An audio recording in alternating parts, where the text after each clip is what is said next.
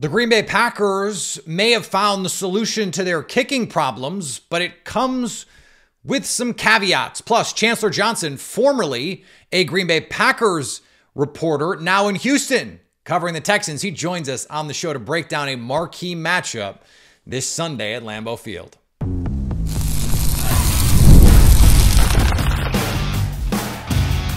You are Locked On Packers, your daily Green Bay Packers podcast. Part of the Locked On Podcast Network, your team every day.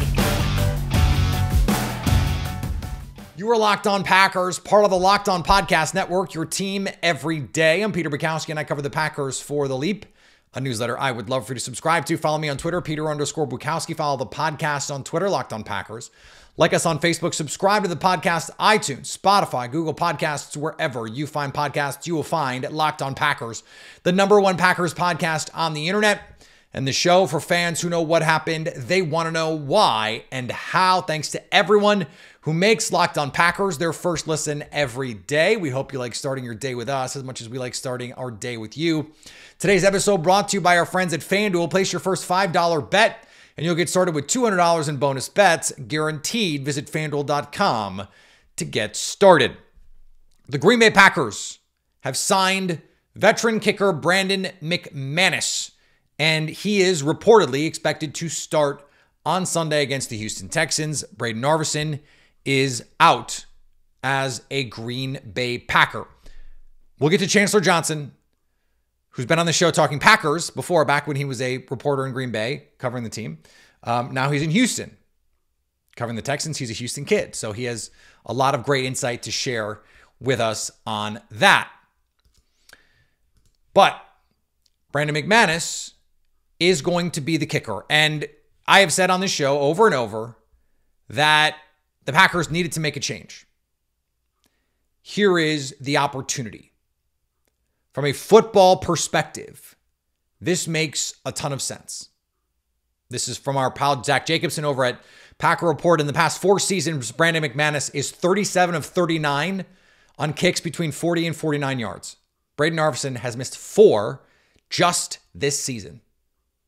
And for his career, McManus is nearing 100% as an extra point kicker. 97% on extra points.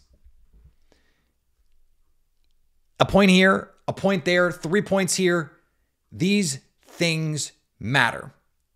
And McManus had signed a contract in the offseason, so he started his career in Denver. And they were asking him to kick a crazy amount, like, because he could. He's got a monster leg. They were asking him to kick 56, 58-yard, 60-yard field goals in the Denver air. He could do that. He has a big leg. Personally, I am very much in the camp of do not kick long field goals. Just go for it unless it's like 4th and 8 plus in most cases, in plus territory. But then he goes to Jacksonville. There is an incident on the flight back from London or to London. It was a London flight. And there are allegations by flight attendants on that flight that Brandon McManus was grinding on them, that it was apparently like a dance party and he was handing out $100 bills. These are allegations that to have the flight attendants dance for him, and apparently tried to kiss one of them. These are the allegations. That came to light after Washington had signed him to a deal worth almost $4 million. They end up trading for a kicker. They really wanted to solve this kicker problem, and they had signed Brandon McManus. On-field talent in these cases in the NFL has shown that that's what teams tend to care about. You are going to have to make a decision about how you feel about it. Now, there was a civil case with these allegations. He was released by Washington. In the civil case, that case was brought by 2 women who wanted to be referred to anonymously in the lawsuit. McManus's teams of attorneys contested that it was thrown out or at least dismissed on the premise that they could not contest this case anonymously. They refiled it. This is in September. So this is recently. There is still an open lawsuit, civil case against Brandon McManus. The NFL, for their part, investigated all of this, investigated upwards of 20 people, 30 people, and they found insufficient evidence, according to them, to suspend Brandon McManus. That is not the same, and we have to be clear about this. That is not the same as saying that these allegations are not true or that he's been proven innocent. So we need to be clear-eyed in our understanding of those things.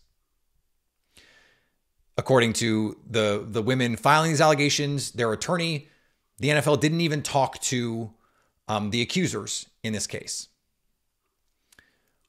I can't offer any more information on that because I don't have more information on the investigation than has been publicly presented. We know what the NFL went through.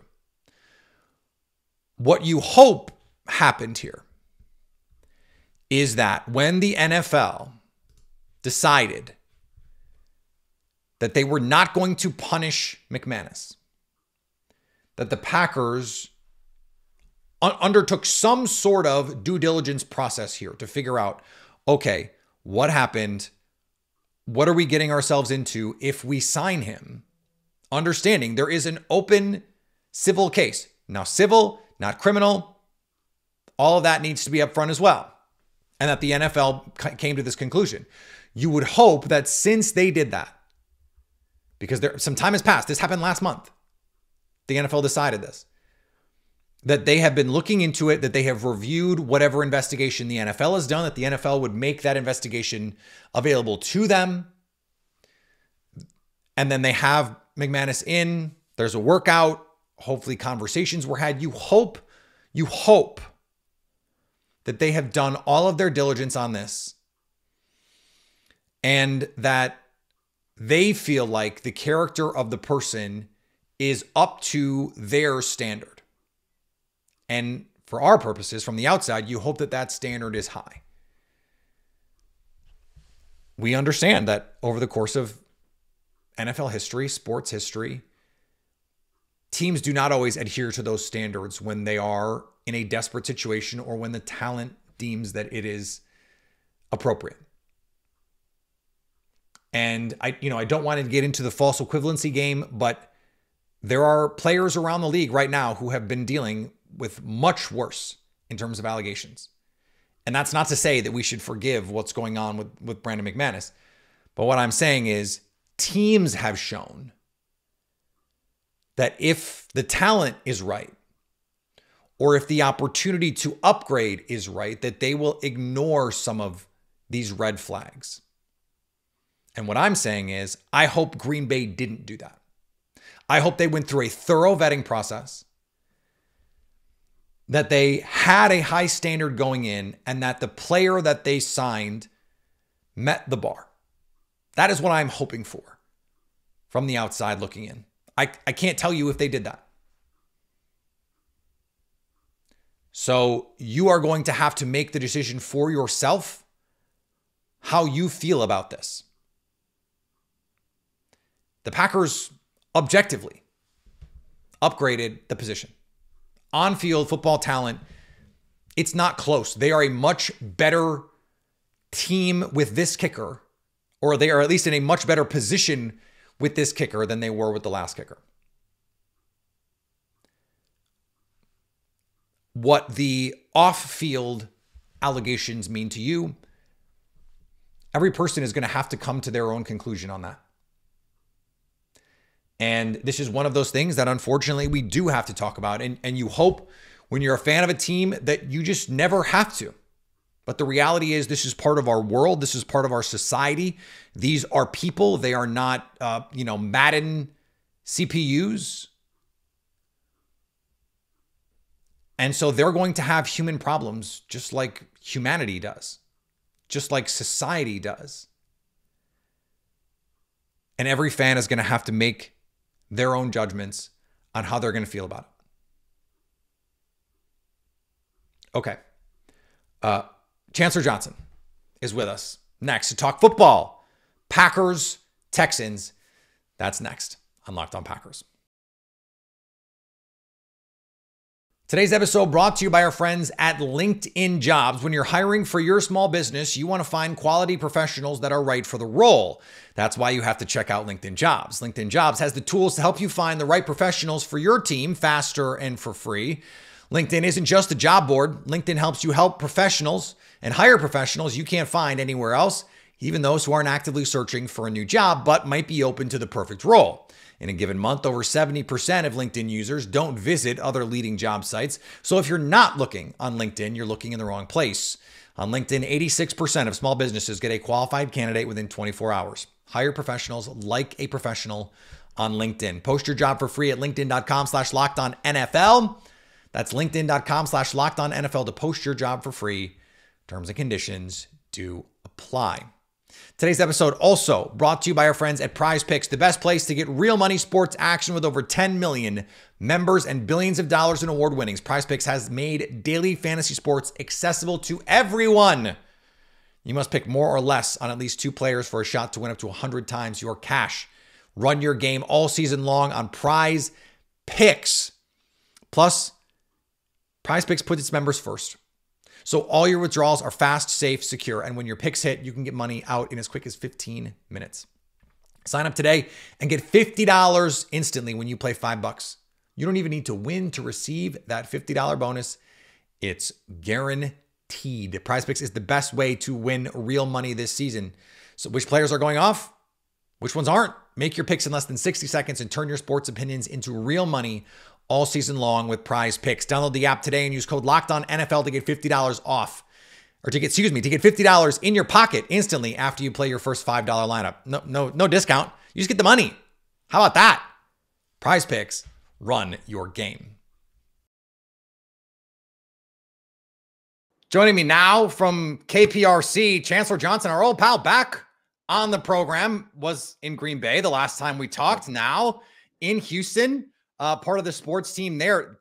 This is one of my favorite things because this is how the business works. Yep. And so we have people in Green Bay. They move on. We've had Bailey Burmaster on the show twice talking about 2 different teams. We had her in Cleveland, and then we had her talking Georgia. We had Kelly Price talking Bulldogs, talking Falcons, and now I get to talk to you about the Houston Texans. So a marquee matchup to be sure. I wish it were being played in prime time, but that's neither here nor here. We're on the same page. We're on the same page. I do like a noon game for like a workflow standpoint, a work-life balance standpoint, but come on now, like this is the matchup of the weekend. A potential Super Bowl preview here. I want to start here though, because this is a team that right now, even with CJ Stroud, the defense seems to be ahead of the offense. So is that more about, hey, an early season, trying to accommodate Stephon Diggs into the offense now without Nico Collins? Or is this more about the defense to you and really taking that next step? For me, I would say with the Houston Texans, part of it is a little bit of injuries, and particularly with the running game. Of course, the Packers and the Texans, they run similar offenses. They have similar styles and a similar coaching tree between Matt LaFleur coming from where he came from with the 49ers, and of course, Bobby Slowick as well. And if you think about it, look back in game 1 where the Houston Texans went to Indianapolis. They just signed Joe Mixon over the offseason. He was one of their marquee free agents, and he runs for 151 yards. And as he told us last week, he was the leading league. He was the leader in rushing yards before he got dropped by that weak butt hip drop tackle that injured his ankle. And ever since he got hurt, the Texans offense did not look the same. Then he comes back last week. They play the New England Patriots, and what happens? They drop 40 on that defense with New England. Of course, that's a team that's in a rebuilding phase, but the offense has looked the best when Joe Mixon has been in the lineup. CJ Stroud, he's picked up where he left off, though not as strong of a beginning to the season, but he hasn't had to. And here the Houston Texans are still going to this only losing 1 game so far on the season. Yeah, and that 1 game, I'm sure caused some eyebrows to be raised in Houston. What happened there in Minnesota? I mean, the Packers are no stranger. They had a similar situation in the first half. They made it a game in the second half. What happened to Houston in that one? The same thing that happened to pretty much every team that's faced Minnesota, right? Like you see, there's a reason why Brian Flores and that defense are so highly touted, and it's a big reason why the Minnesota Vikings are undefeated on the season. The Texans were just another victim, and so CJ Stroud, he kind of mentioned it that look, it's one game, and that he thought the offense would bounce back, and especially earlier in that season that. Naturally, the Houston Texans, they just haven't been playing their best football yet. And that's really the talker here in Houston is like, look, this team is 5-1 and they haven't been playing their best football. And at the same time, hey, they're 5-1 and they haven't been playing their best football. And last week, I think, is something that they hope to continue on both sides of the ball, where the defense forced 4 turnovers. Offensively, they were able to run the ball. Dameon Pierce finally was able to make an appearance, something we really haven't seen since his rookie season. And they go up to England and they score 40 points, doing something they've never done before, and that's win in New England. Yeah, there's a crazy amount of similarities between these two teams, narratively, quarterback wise, coming into the season, all those things. And I think you can make the case, if a kick goes different, if a ball bounces different in week 1, these would be 2 5-1 teams going, we haven't played our best football yet, but they've been making it work. The difference, Jordan Love missed 2 games. They go 2-0 without Jordan Love. Let's talk about that defense though for a second, because DeMeco Ryans, the last time the Packers saw DeMeco Ryans, he had Aaron Rodgers and this offense in an absolute straitjacket in the postseason. I think Matt LaFleur is not looking forward to this matchup, though. DeMeco, for his part, said Jordan Love, the best quarterback they've faced all season. They have played Josh Allen this season. I think that is something to point out here. But what has really impacted this defense that was fine to good last year for stretches, but has been really lights out for most of this year, again, with that Minnesota game kind of aside? Yeah, I think it just helps that a lot of these guys, they had a lot of returners come back, and it's year 2 within this system. Last year, Jalen Petrie, who had a phenomenal rookie season, he seemed to regress. Right, he seemed to regress last year, and he was one of the guys that had to get used to it. And so there was actually a point last year where they had to bench Petrie because he was actually hurting the team at a certain point. And look at him now, man. That guy flashes pretty much every time you pop on film of the Houston Texans, and what they've been able to do, move him from being a safety, kind of a deep safety, to more playing at the nickel position, and how he really seems to thrive, particularly in the run game. He's a guy who, I stand next to him in the locker room, and we see eye to eye. Now he's a little bit bigger than me, but still, like he's the guy that when you look at a lot of these rushing attempts, he's the guy who flies in kamikaze style and blows up a lot of these plays. And so they're gonna need some of that going on the road, taking on a really good running attacking team like the Green Bay Packers, having a guy like Josh Jacobs. But that helps. Danielle Hunter and Will Anderson Jr. Will continuing to dominate coming off his rookie season. Last week against the Patriots, he had 3 sacks, and you put that pair together. And last week was the first time they were able actually to get to the quarterback, but they've always kind of been among the top in pressures. And so that's the type of stuff that I'm really interested to see if it rolls over going into Green Bay, because, DeMeco called Jordan Love the best quarterback they've played this season. And I don't think they played an offense with this many weapons, that's this explosive. Minnesota, a great team. They've had a great start to the season, but offensively, I don't think they matched the Packers. And I think it'll be a really intriguing matchup and a chess match between Matt LaFleur and DeMeco Ryans. Yeah, Jalen Petrie, a Texas kid too, right? Born and raised in Texas, went to Baylor. When you cut on the tape, as Matt LaFleur would say, of Jalen Petrie at Baylor, I'm not sure I've ever watched a collegiate safety his size tackle and stop the run the way that he does. Like, he has carried that over into the NFL. It's been really fun to watch. Derek Stingley coming into his own as one of the best man cover corners in the league. And you mentioned it, those guys up front. Now, the difference is the Packers offensive line has been arguably the best offensive line in the league in pass protection. And that's the thing I wanted to ask you about, because if Jordan Love has time, I feel like the speed of this Packers team can potentially be a problem for the DBs in Houston. If there's one thing, they are really fundamentally sound. DeMeco is going to scheme them up. We know that part of it. But Kamar Lassiter is a 4'6" guy. And so when you have the safety, Jimmy Ward, like, he's getting up there in age. They don't have that speed on the back end. We saw what Christian Watson did to Budda Baker last week. I mean, a 60-yard touchdown on his head. That's the part of this where if the Packers can block them up, I feel like there's some places where they can take advantage with their speed on this team.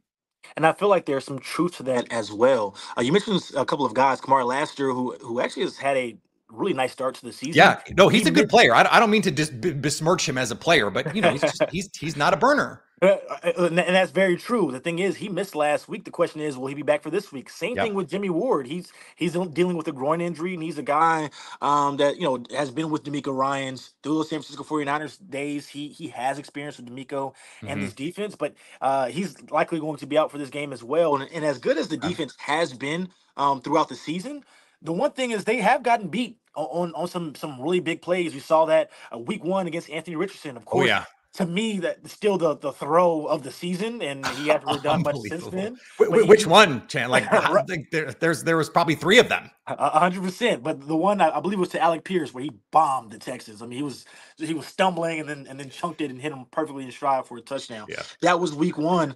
Caleb Williams was able. He struggled against him. But there was another play last week against Drake May, the rookie. Saw zero blitz. Derek Stingley, who, as you mentioned, is one of the more talented cornerbacks in this league. Yeah. He got beat, just flat out beat, and there was no safety help, and he got beat over the top for a touchdown. So, as good as the Texans defense has been, they have been exposed at times for giving up some of those big plays. And as you mentioned, no Kamar Lassiter, also no Jeff Okuda. He's been missing some time, and Yeah. he was originally supposed to be their second cornerback. And so I think there is a real opportunity for the Packers to potentially connect on some of those bigger plays that we've seen them do in weeks past. What is the key to Packers Texans? We talk about that next on Locked On Packers. Today's episode brought to you by our friends at FanDuel. Right now, you can get a monster return on FanDuel, America's #1 sports book.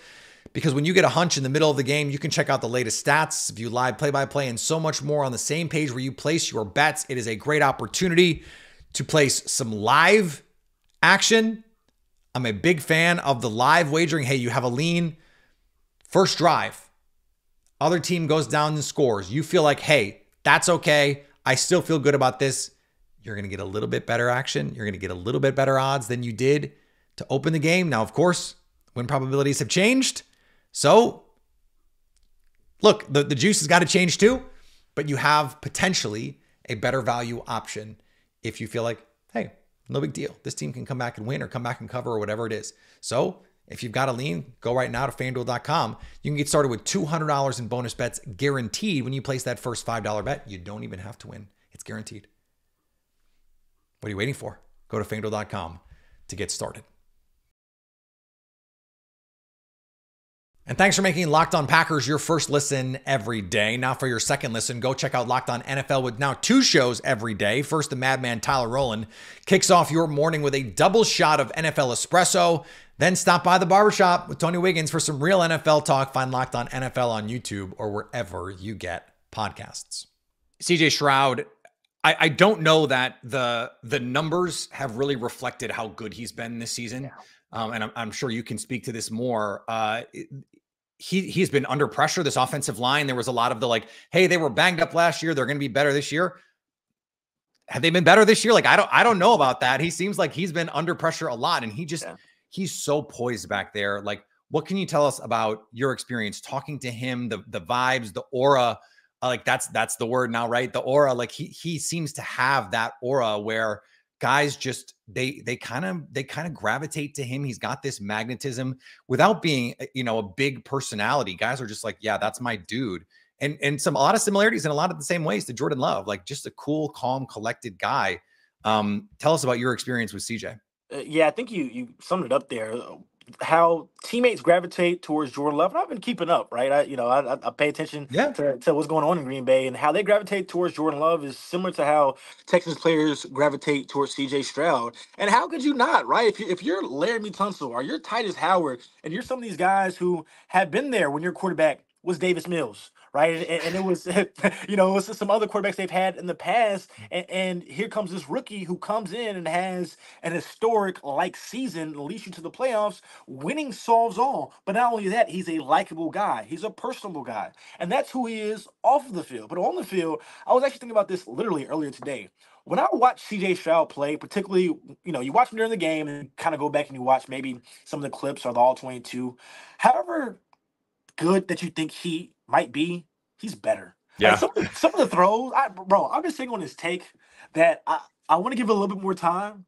But what I can say is it's only year two, and he's approaching like if he gets his Texas team to, let's say, AFC Championship, there could be a real argument he's already the best quarterback in franchise history. Now, mind you, the bar was on the floor, right? Think about some of the quarterbacks the Texans have had, but as far as Matt just even Schaub. talent, right? Matt Schaub is probably your best bet, and Deshaun Watson had some really, really nice years with pre everything that we see right now. Mhm. But talent wise, thrower of the football, I don't know if there's been somebody better than CJ Stroud. He is a phenomenal, phenomenal talent, and I can't wait to see Jordan Love and CJ Stroud continue to shine for years to come.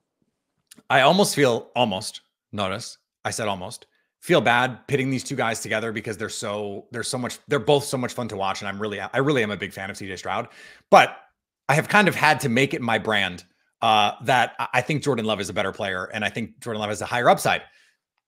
I'm with you though. I think we could be talking at the end of this year, even that there is a tier of guys. It's like Patrick Mahomes. He still levitates, I feel like, above everybody else until further notice.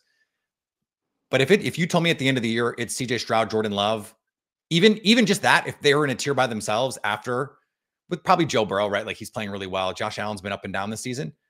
That wouldn't surprise me at all. Like if you told me those are the two best guys, not named Patrick Mahomes, in the league by the end of the year, that seems reasonable to me.